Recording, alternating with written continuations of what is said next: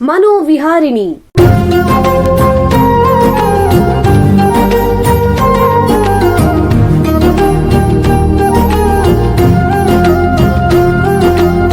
ಬೆಂಗಳೂರಿನ ನಿಮ್ಹಾನ್ಸ್ ವತಿಯಿಂದ ಮಾನಸಿಕ ಆರೋಗ್ಯ ಮತ್ತು ನರವಿಜ್ಞಾನ ಕುರಿತ ಪ್ರಾಯೋಜಿತ ಶಿಕ್ಷಣ ಮಾಲಿಕೆ.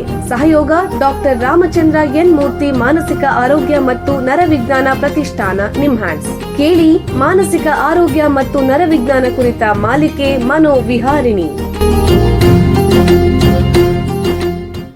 ನಮಸ್ಕಾರ ಶ್ರೋತೃಗಳೇ, ನಿಮಗೆಲ್ಲರಿಗೂ ಮನೋವಿಹಾರಣೆ ಶಿಕ್ಷಣ ಮಾಲಿಕೆಯ ಈ ಸಂಚಿಕೆಗೆ ಆತ್ಮೀಯ ಸ್ವಾಗತ. ಹಿಂದಿನ ಸಂಚಿಕೆಗಳಲ್ಲಿ ಮಾನವರಲ್ಲಿ ನಿದ್ರೆ ಸಮಸ್ಯೆಗಳು ಮತ್ತು ಅಸ್ವಸ್ಥತೆಗಳ ಬಗ್ಗೆ ಉಪಯುಕ್ತ ಮಾಹಿತಿ ಸಂಗ್ರಹಿಸಿಕೊಂಡ್ವಿ.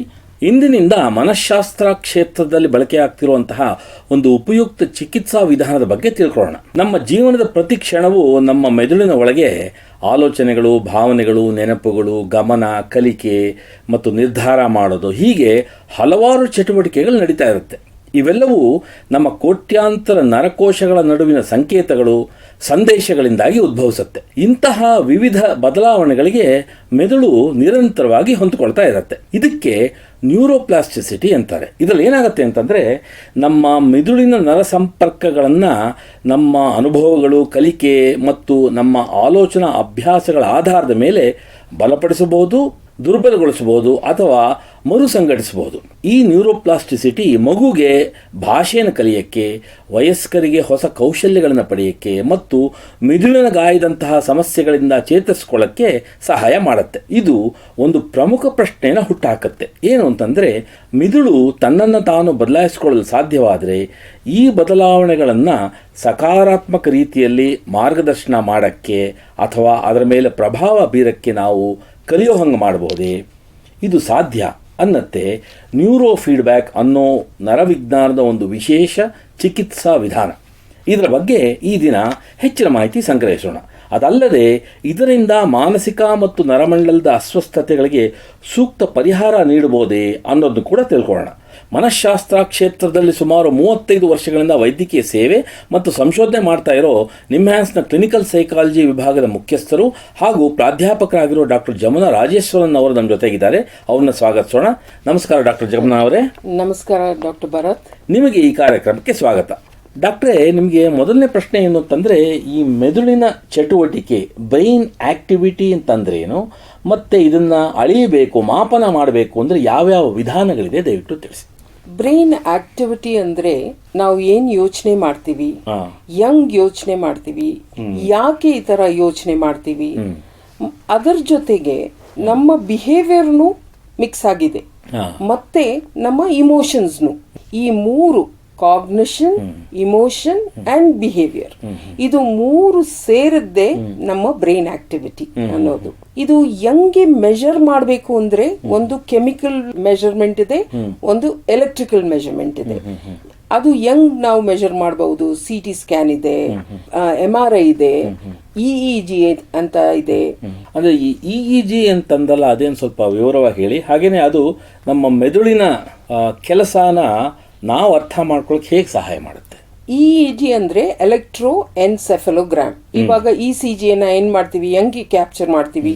ಒಂದು ಎಲೆಕ್ಟ್ರೋಡ್ ಅನ್ನ ಮೇಲ್ಗಡೆ ಚೆಸ್ಟ್ ಮೇಲೆ ಇಡ್ತಾರೆ. ಅದೇ ತರ EEG ಮೆದುಳ ಮೇಲೆ ಎಲ್ಲಿ ಪ್ಲೇಸ್ ಮಾಡಬೇಕು, ಯಾಕೆ ಈ ಜಾಗದಲ್ಲಿ ಪ್ಲೇಸ್ ಮಾಡಬೇಕು, ಇದೆಲ್ಲ ರಿಸರ್ಚ್ ತೋರಿಸಿದೆ ನಮಗೆ. ನಮ್ಮ ಮೆದುಳಿನಲ್ಲಿ ಒಂದು ಕೆಲವಾರು ವೇವ್ಸ್ಗಳಿವೆ. Alpha, beta, gamma, delta, sensory motor rhythm ಅಂತ ಇದೆ. ಇವಾಗ ಉದಾಹರಣೆಗೆ ಆಲ್ಫಾ ವೇವ್ ಅಂದರೆ ಆ ಆಲ್ಫಾ ವೇವ್ ಹಿಂದ್ಗಡೆ ಭಾಗದಲ್ಲಿ ಎಂಬೆಡ್ ಆಗಿದೆ. ಅದು ಏನು ಮಾಡ್ತದೆ ಅಂದರೆ ನಮಗೆ ರಿಲ್ಯಾಕ್ಸೇಷನ್ ಕೊಡುತ್ತೆ. ಮತ್ತೆ ಸುಪೀರಿಯರ್ ಇಂಟೆಲಿಜೆನ್ಸ್, ನಮ್ಮ ಯೋಗಿಗಳಿಗೆಲ್ಲ ಆಲ್ಫಾ ವೇವ್ ತುಂಬಾ ಚೆನ್ನಾಗಿ ವರ್ಕ್ ಆಗುತ್ತೆ. ಯಾಕಂದ್ರೆ ಅವರು ಮೆಡಿಟೇಷನ್ ಮಾಡ್ತಾರೆ. EEG technique it's non invasive ಅಂದ್ರೆ ಏನ್ ಸೈಡ್ ಎಫೆಕ್ಟ್ ಇಲ್ಲ. ಬೇರೆ ನಾವು ಫಿಕ್ಸ್ ಮಾಡ್ತೀವಿ, ಟೈನಿ ಎಲೆಕ್ಟ್ರಿಕಲ್ ಆಕ್ಟಿವಿಟಿಯನ್ನು ಅದು ಕ್ಯಾಪ್ಚರ್ ಮಾಡುತ್ತೆ. ಮತ್ತೆ ಈ ನ್ಯೂರೋ ಫೀಡ್ಬ್ಯಾಕ್ ಅಂತ ಕೇಳಿದೀವಿ, ಅದಕ್ಕೂ ಈ EEG ಅನ್ನೋದಕ್ಕೂ ಏನ್ ಸಂಬಂಧ? ನ್ಯೂರೋ ಫೀಡ್ಬ್ಯಾಕ್ ಇವಾಗ ಹೇಳಿದೆ ಅಲ್ಲ, ಆಲ್ಫಾ, ಬೀಟಾ, ಗಾಮಾ, ಇದು ವೇವ್ಸ್ಗಳು. ಈ ವೇವ್ಸ್ಗಳು ಇಷ್ಟು ಆಂಪ್ಲಿಟ್ಯೂಡ್ ಅಂದ್ರೆ ಹೈಟ್, ಇಷ್ಟ ಹೈಟೇ ಇರಬೇಕು. ಇವಾಗ ತೊಂದರೆ ಇದ್ರೆ, ಸಿಂಪ್ಟಮ್ಸ್ ಏನಾದರೂ ಕಾಯಿಲೆ ಇದ್ರೆ ಏನಾಗುತ್ತೆ, ನಮ್ಮ ಮೆದುಳಿನಲ್ಲಿ ಈ ಆಲ್ಫಾ ವೇವ್ ಡಿಸ್ರೆಗ್ಯುಲೇಟ್ ಆಗುತ್ತೆ, ಜಾಸ್ತಿ ಇರುತ್ತೆ ಇಲ್ಲಾಂದ್ರೆ ಕಡಿಮೆ ಇರುತ್ತೆ. ಇದನ್ನ ನಾವು ಏನ್ ಮಾಡ್ತೀವಿ, ಈ ಟ್ರೈನಿಂಗ್ ಮೂಲಕ ಅದನ್ನ ಸ್ಟೆಬಿಲೈಸ್ ಮಾಡ್ತೀವಿ. ಅಂದ್ರೆ ನೀವು ನ್ಯೂರೋ ಫೀಡ್ಬ್ಯಾಕ್ ಅಂತ ಹೇಳಿದ್ರಲ್ಲ, ಈ ನ್ಯೂರೋ ಫೀಡ್ಬ್ಯಾಕ್ ಅನ್ನೋದು ಹೇಗೆ ಕೆಲಸ ಮಾಡುತ್ತೆ, ಇನ್ನೂ ಸ್ವಲ್ಪ ವಿವರಣೆ ಕೊಡಿ. ಇವಾಗ ಫಾರ್ ಎಕ್ಸಾಂಪಲ್ ನಮಗೆ ಒಂದು ಹೆಡ್ ಇಂಜುರಿ ಪೇಷಂಟ್ ಬರ್ತಾರೆ, ಅವ್ರಿಗೆ ಏನಾಗುತ್ತೆ, ಈ ಅಟೆನ್ಷನ್ ಪ್ರಾಬ್ಲಮ್ ಇರುತ್ತೆ, ಮೆಮರಿ ಪ್ರಾಬ್ಲಮ್ ಇರುತ್ತೆ, ಬಿಹೇವಿಯರ್ ಪ್ರಾಬ್ಲಮ್ ಇರುತ್ತೆ, ಇಮೋಷನು ತುಂಬಾನೇ ಕೋಪ ಮಾಡೋದು ಇದೆಲ್ಲ ಇರುತ್ತೆ. ಇವ್ರಿಗೆ ನಾವು ಏನು ಮಾಡ್ತೀವಿ ಅಂದರೆ, ಬಂದ ತಕ್ಷಣ ನಮ್ಮ ಒಂದು ಕೆಲವಾರು ಪ್ರಶ್ನೆಗಳು ಕೇಳ್ತೀವಿ, ಇಂಟರ್ವ್ಯೂ ಮಾಡ್ತೀವಿ, ಎಲ್ಲ ರೆಕಾರ್ಡ್ ಮಾಡ್ತೀವಿ. ಮತ್ತು ಈ ಕಾಗ್ನಿಷನ್, ಬಿಹೇವಿಯರ್, ಇಮೋಷನ್ ಅಂದೆಲ್ಲ ಅದಕ್ಕೇನು ಒಂದು ಬ್ಯಾಟ್ರಿ ಟೆಸ್ಟ್ಸ್ ಇದೆ, ಅದನ್ನು ಕೊಡ್ತೀವಿ. ಅದು ನಮಗೆ ಬೇಸ್ ಲೈನ್, ಈ ಥರ ಪ್ರಾಬ್ಲಮ್ ಇದೆ ಇವ್ರಿಗೆ. ರಿಲೇಟಿವ್ಸ್ನು ನಾವು ಕೇಳ್ತೀವಿ. ಇದು ಏನು ಮಾಡ್ತೀವಿ ಅಂದರೆ ರೆಕಾರ್ಡ್ ಮಾಡಿ ಬೇಸ್ ಲೈನ್ಗೆ ಇಟ್ಕೊಳ್ತೀವಿ. ಆಮೇಲೆ ನ್ಯೂರೋ ಫೀಡ್ಬ್ಯಾಕ್ ನಾವು ಆಸ್ ಅ ಕ್ಲಿನಿಷಿಯನ್ ನಾವು ಡಿಸೈಡ್ ಮಾಡ್ತೀವಿ ಏನು ಕೊಡಬೇಕು ಇವ್ರಿಗೆ. ಇವರು ರಿಲ್ಯಾಕ್ಸ್ ಮಾಡಬೇಕಾ ಫಸ್ಟು, ಇಲ್ಲ ಬೇರೆ ಏನಾದರೂ ತುಂಬ ಅಟೆನ್ಷನ್ ಪ್ರಾಬ್ಲಮ್ ಇದೆ, ಅವ್ರಿಗೆ ಒಂದು ಜಾಗದಲ್ಲಿ ಕೂತ್ಕೊಳ್ಳೋಕೆ ಆಗೋದಿಲ್ಲ ಅಂದರೆ ಎಲ್ಲಿ ಹಾಕಬೇಕು ಅಂತ ನಾವು ಡಿಸೈಡ್ ಮಾಡ್ತೀವಿ. ಆ ಎಲೆಕ್ಟ್ರೋಡ್ಸನ್ನು ಫಿಕ್ಸ್ ಮಾಡ್ತೀವಿ ನಾವು. ಒಂದು ಪೇಷಂಟ್ಗೆ 2 ಚಾನೆಲ್ ಟ್ರೈನಿಂಗ್ ಅಂತ ಕೊಡ್ತೀವಿ, ರೆಕಾರ್ಡ್ ಮಾಡುತ್ತೆ ನಿಮ್ಮ ಆಕ್ಟಿವಿಟೀಸನ್ನು. 3 ಪ್ಯಾಸಿವ್ ಎಲೆಕ್ಟ್ರೋಡ್ಸ್ ಹಾಕ್ತೀವಿ ರೆಫರೆನ್ಸ್ಗೆ. ಈ 5 ಎಲೆಕ್ಟ್ರೋಡ್ಸನ್ನು ಫಿಕ್ಸ್ ಮಾಡಿ ನಾವು ಒಂದು ಟಾಸ್ಕನ್ನು ಕೊಡ್ತೀವಿ, ಇಲ್ಲಾಂದರೆ ಒಂದು ಗೇಮನ್ನು ಕೊಡ್ತೀವಿ. ಇದು ಗೇಮ್ ಕೊಟ್ಟಾಗ ನಾವು ಏನು ಮಾಡ್ತೀವಿ ಅಂದರೆ, ನಾವು ಅವ್ರಿಗೆ ಕೀಬೋರ್ಡ್ ಕೊಡೋದಿಲ್ಲ, ಬರೆಯೋಕ್ಕೆ ಕೊಡೋದಿಲ್ಲ. ಇವರು ನೋಡಿಕೊಂಡು ಆ ಗೇಮನ್ನು ನೋಡಿಕೊಂಡು ನಾವು ಹೇಳೋದನ್ನು ಮಾಡಬೇಕು. ಎಕ್ಸಾಂಪಲ್ಗೆ ಒಂದು ಡಾಲ್ಫಿನ್ ಲೇಕ್ನಲ್ಲಿ ಸ್ವಿಮ್ ಮಾಡ್ತಾ ಇದೆ. ಈ ಕ್ಲೈಂಟ್ ಏನು ಮಾಡಬೇಕು, ಆ ಡಾಲ್ಫಿನನ್ನು ಮೂವ್ ಮಾಡಬೇಕು, ಅವ್ರ ಮನಸ್ಸಿಂದ ಮೂವ್ ಮಾಡಬೇಕು. ಈ ಎಲೆಕ್ಟ್ರೋಡ್ಸ್ ಬಂದು ನ್ಯೂರೋ ಫೀಡ್ಬ್ಯಾಕ್ ಎಕ್ವಿಪ್ಮೆಂಟ್ಗೆ ಕನೆಕ್ಟ್ ಆಗಿದೆ. ಆ ನ್ಯೂರೋ ಫೀಡ್ಬ್ಯಾಕ್ ಎಕ್ವಿಪ್ಮೆಂಟ್ ಮಾನಿಟರ್ಗೆ ಕನೆಕ್ಟ್ ಆಗಿದೆ. ಇವಾಗ ಅವರು ಅದನ್ನು ನೋಡಿಕೊಂಡು ಆ ಡಾಲ್ಫಿನನ್ನು ಮೂವ್ ಮಾಡಿ ಆ ಬಾಲ್ ಮೇಲ್ಗಡೆ ಇದೆ ಅದನ್ನು ಹೊಡಿಬೇಕು ಅವರು. ಇವಾಗ ಏನಾಗುತ್ತೆ ಅಂದರೆ, ಕ್ಲೈಂಟು ಅಟೆಂಟಿವ್ ಆಗಿಲ್ಲ ಅಂದರೆ ಸ್ವಲ್ಪ ಬ್ಲರ್ಡ್ ಆಗಿಬಿಡುತ್ತೆ ಸ್ಕ್ರೀನ್. ಅಟೆಂಟಿವ್ ಆಗಿದ್ರೆ ಡಾಲ್ಫಿನ್ ಮೂವ್ ಆಗುತ್ತೆ. ಸ್ವಲ್ಪ ರಿಲ್ಯಾಕ್ಸ್ ಮಾಡಿದ್ರೆ ಸ್ಮೂತ್ ಆಗಿ ಆ ಡಾಲ್ಫಿನ್ ಹೋಗುತ್ತೆ. ಆಮೇಲೆ ಹೋಗಿ ಅದು ಹಿಟ್ ಮಾಡಿದ್ರೆ, ಹೊಡೆದ್ರೆ ಆ ಬಾಲ್ ಅನ್ನ ಒಂದು ಸ್ಕೋರ್ ಬರುತ್ತೆ. ಇವಾಗ ಕ್ಲೈಂಟ್ಗೆ ಅರ್ಥ ಆಗುತ್ತೆ, ನಾನು ಮಾಡಿದ್ದೀನಿ ಈ ಕೆಲಸ. ನಾವು ಸೈಕಾಲಜಿಸ್ಟ್ ಆಗಿ ಏನು ಮಾಡ್ತೀವಿ, ವೆರಿ ಗುಡ್, ನೀವು ಮಾಡಿದ್ದು ಕರೆಕ್ಟು. ಈ ಥರ ನಾವು ಅವ್ರ ಪಕ್ಕದಲ್ಲಿ ಕೂತ್ಕೊಂಡು ಅವ್ರಿಗೆ ಫೀಡ್ಬ್ಯಾಕ್ ಕೊಡ್ತಾನೇ ಇರ್ತೀವಿ. ಇದೇ ನ್ಯೂರೋ ಫೀಡ್ಬ್ಯಾಕ್. ಈಗ ಒಂದು ಸಣ್ಣ ವಿರಾಮ ತಗೊಳ್ಳೋಣ, ನಂತರ ನ್ಯೂರೋ ಫೀಡ್ಬ್ಯಾಕ್ ಬಗ್ಗೆ ಚರ್ಚೆಯನ್ನು ಮುಂದುವರಿಸೋಣ. ಬೆಂಗಳೂರಿನ ನಿಮ್ಹಾನ್ಸ್ ಮಾನಸಿಕ ಆರೋಗ್ಯ ಮತ್ತು ನರವಿಜ್ಞಾನ ಕ್ಷೇತ್ರದಲ್ಲಿ ಹೆಸರುವಾಸಿ. ಶ್ರೇಷ್ಠ ಮಟ್ಟದ ಔಷಧೋಪಚಾರ, ಸಂಶೋಧನೆ ಮತ್ತು ತರಬೇತಿ ಇವೇ ನಿಮ್ಹಾನ್ಸ್ನ ಪ್ರಮುಖ ಧ್ಯೇಯಗಳು. ದೇಶದ ವಿವಿಧ ಭಾಗಗಳಿಂದ ಬರುವ ಲಕ್ಷಾಂತರ ಜನರಿಗೆ ಚಿಕಿತ್ಸೆ ನೀಡುವ ನಿಮ್ಹಾನ್ಸ್ಗೆ ರಾಷ್ಟ್ರೀಯ ಪ್ರಾಮುಖ್ಯತಾ ಸಂಸ್ಥೆ ಎಂಬ ಗೌರವ. ಚಿಕಿತ್ಸೆ ಮತ್ತು ವೈದ್ಯಕೀಯ ಸೇವೆಗಳ ಜೊತೆಯಲ್ಲಿ ನರರೋಗ ಮತ್ತು ಮನೋವೈದ್ಯಕೀಯ ಪುನರ್ವಸತಿ ಸೇವೆಗಳು, ಸಮುದಾಯ ಮಟ್ಟದ ಆರೋಗ್ಯ ಕಾರ್ಯಕ್ರಮಗಳನ್ನು ನಡೆಸುವುದು ಹಾಗೂ ಜನಜಾಗೃತಿ ಮೂಡಿಸುವ ಕೆಲಸಗಳಲ್ಲಿ ಸಕ್ರಿಯವಾಗಿದೆ ನಿಮ್ಹಾನ್ಸ್.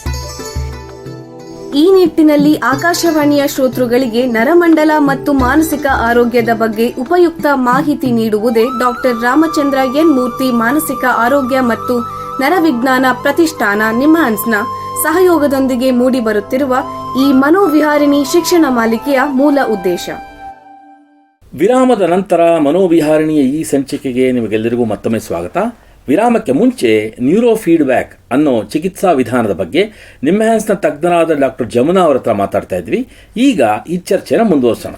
ಡಾಕ್ಟ್ರೇ, ನ್ಯೂರೋ ಫೀಡ್ಬ್ಯಾಕ್ ಸೆಷನ್ಗಳಲ್ಲಿ ಯಾವ ರೀತಿ ಎಕ್ವಿಪ್ಮೆಂಟ್ಸ್, ಉಪಕರಣಗಳನ್ನು ಬಳಸ್ತೀರಾ, ದಯವಿಟ್ಟು ತಿಳಿಸಿ. ಅದೇ ಹೇಳಿದೆ ಅಲ್ಲ, ಎಲೆಕ್ಟ್ರೋಡ್ಸ್ ಕನೆಕ್ಟ್ ಮಾಡ್ತೀವಿ. ಒಂದು ಸಣ್ಣ ಬಾಕ್ಸ್ ತರ ಇದೆ, ಅದು ಸ್ವಲ್ಪ ಮೊಬೈಲ್ ಫೋನ್ಗಿಂತ ಸ್ವಲ್ಪ ದೊಡ್ಡದಿರುತ್ತೆ ಅಷ್ಟೇ.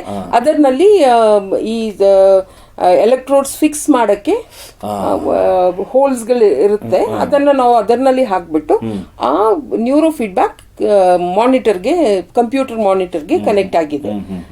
ಇನ್ನು 2 ಮಾನಿಟರ್ ಇರುತ್ತೆ. ಒಂದೊಂದು ಪೇಷಂಟ್ ಇಲ್ಲಾಂದ್ರೆ ಕ್ಲೈಂಟ್ ನೋಡೋ ಮಾನಿಟರ್, ಇನ್ನೂ ಒಂದು ಥೆರಪಿಸ್ಟ್ ಮಾನಿಟರ್. ಈಗ ನ್ಯೂರೋ ಫೀಡ್ಬ್ಯಾಕ್ ಮಾಡೋವಾಗ ಯಾವ್ಯಾವ ರೀತಿ ವಸ್ತುಗಳನ್ನು ಉಪಯೋಗಿಸ್ತೀರಾ? ಅಂದರೆ ಒಂಥರ ಚಿತ್ರಗಳನ್ನು ಉಪಯೋಗಿಸ್ತೀರಾ, ವಿಡಿಯೋಗಳು ಉಪಯೋಗಿಸ್ತೀರಾ, ಅಥವಾ ಶಬ್ದಗಳು ಕೇಳೋ ಹಂಗೆ ಮಾಡ್ತೀರಾ, ಅಥವಾ ಏನೋ ಆಟ ಆಡಿಸ್ತೀರಾ? ಹೀಗೆ ಮಾಡೋದ್ರಿಂದ ಆ ಮೆದುಳು, ಆ ವ್ಯಕ್ತಿಯ ಮೆದುಳು ಹೇಗೆ ಕಲಿಯಕ್ಕೆ ಸಾಧ್ಯ? ಇದು ನಾವು ಏನು ಹೇಳ್ತೀವಿ ಅಂದರೆ ಸೆಲ್ಫ್ ರೆಗ್ಯುಲೇಷನ್. ಇವಾಗ ನಾನು ನೋಡ್ತೀನಿ, ನಾನು ಮಾಡಲಿಲ್ಲ, ನನಗೆ ಸ್ಕೋರ್ ಬಂದಿಲ್ಲ. ಇವಾಗ ಏನು ಮಾಡ್ತಾರೆ ಕ್ಲೈಂಟು, ನಾನು ಮಾಡಬೇಕು, ಈ ಸ್ಕೋರ್ ಬರಬೇಕು ಅಂತ. ಅದು ಒಂದು ಥರ ಮೋಟಿವೇಶನ್ ಥರ ಆಗುತ್ತೆ.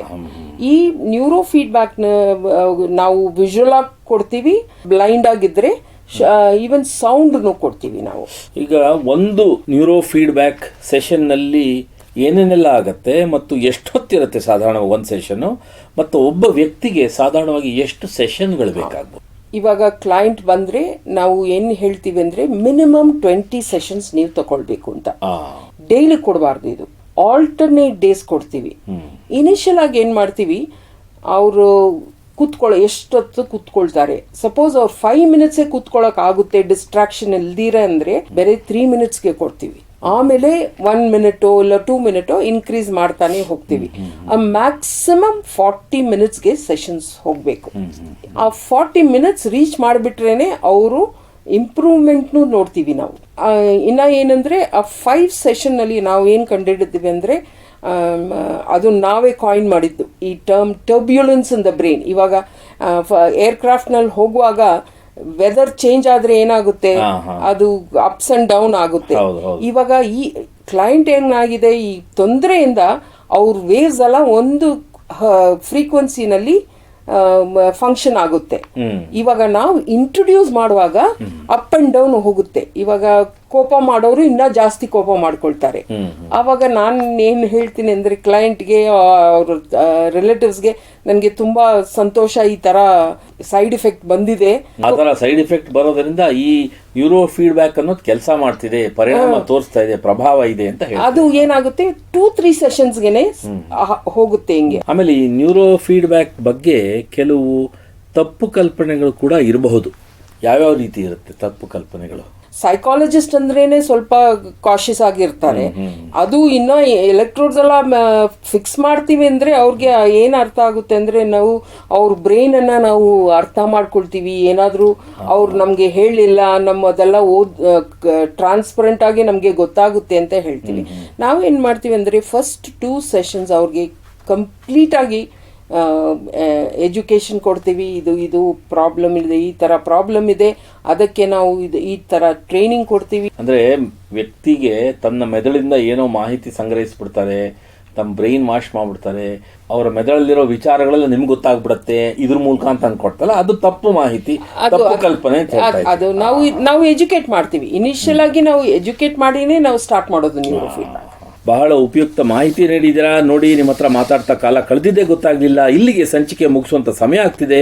ಡಾಕ್ಟರ್ ಜಮುನಾ ಅವರೇ, ಎಲ್ಲ ಕೇಳುಗರಿಗೆ ನ್ಯೂರೋ ಫೀಡ್ಬ್ಯಾಕ್ ಅನ್ನೋ ವಿಶೇಷವಾದ ಚಿಕಿತ್ಸಾ ಸಾಧನದ ಬಗ್ಗೆ ಉಪಯುಕ್ತ ಮಾಹಿತಿ ನೀಡಿದ್ದೀರಾ. ನಿಮಗೆ ಎಲ್ಲರ ಪರವಾಗಿ ಧನ್ಯವಾದಗಳು. ಶ್ರೋತೃಗಳೇ, ಮಾನಸಿಕ ಆರೋಗ್ಯ ಮತ್ತು ನರವಿಜ್ಞಾನದ ಬಗ್ಗೆ, ಅದರಲ್ಲೂ ನ್ಯೂರೋ ಫೀಡ್ಬ್ಯಾಕ್ ಬಗ್ಗೆ ಇನ್ನೂ ಹೆಚ್ಚಿನ ಮಾಹಿತಿಯೊಂದಿಗೆ ಮನೋವಿಹಾರಣೆಯ ಮುಂದಿನ ಸಂಚಿಕೆಯಲ್ಲಿ ಭೇಟಿಯಾಗೋಣ. ನಮಸ್ಕಾರ. ನಮಸ್ಕಾರ. ಇಲ್ಲಿಯವರೆಗೆ ಬೆಂಗಳೂರಿನ ನಿಮ್ಹಾನ್ಸ್ ವತಿಯಿಂದ ಮಾನಸಿಕ ಆರೋಗ್ಯ ಮತ್ತು ನರವಿಜ್ಞಾನ ಕುರಿತ ಪ್ರಾಯೋಜಿತ ಶಿಕ್ಷಣ ಮಾಲಿಕೆ ಮನೋವಿಹಾರಿಣಿ ಕೇಳಿದಿರಿ. ಸಹಯೋಗ ಡಾಕ್ಟರ್ ರಾಮಚಂದ್ರ ಎನ್ ಮೂರ್ತಿ, ಮಾನಸಿಕ ಆರೋಗ್ಯ ಮತ್ತು ನರವಿಜ್ಞಾನ ಪ್ರತಿಷ್ಠಾನ, ನಿಮ್ಹಾನ್ಸ್. ನೆರವು ಡಾಕ್ಟರ್ KS ಮೀನಾ, ನಿಮ್ಹಾನ್ಸ್. ಮಾನಸಿಕ ಆರೋಗ್ಯ ಶಿಕ್ಷಣ ವಿಭಾಗ, ನಿಮ್ಹಾನ್ಸ್. ಹಾಗೂ ನಿವೇದಿತಾ BS, ನಿಮ್ಹಾನ್ಸ್. ಸಂಗೀತ ಸಂಯೋಜನೆ ಕೆ ಕಲ್ಯಾಣ್. ಪರಿಕಲ್ಪನೆ, ನಿರೂಪಣೆ ಮತ್ತು ನಿರ್ಮಾಣ ಡಾಕ್ಟರ್ MM ಶ್ರೀನಿವಾಸ್ ಭರತ್, ನಿಮ್ಹಾನ್ಸ್. ನಿಮ್ಮ ಸಂದೇಶಗಳನ್ನು ಕಳಿಸಬೇಕಾದ ದೂರವಾಣಿ ಸಂಖ್ಯೆ 7899105524. 7899105524. ವಾಟ್ಸ್ಆಪ್ ಸಂದೇಶಗಳು ಮಾತ್ರ. ಈ ಕಾರ್ಯಕ್ರಮದ ಮುಂದಿನ ಸಂಚಿಕೆ ಮುಂದಿನ ವಾರ ಇದೇ ಸಮಯಕ್ಕೆ ಮನೋವಿಹಾರಿಣಿ ಮಾಲಿಕೆಯಲ್ಲಿ.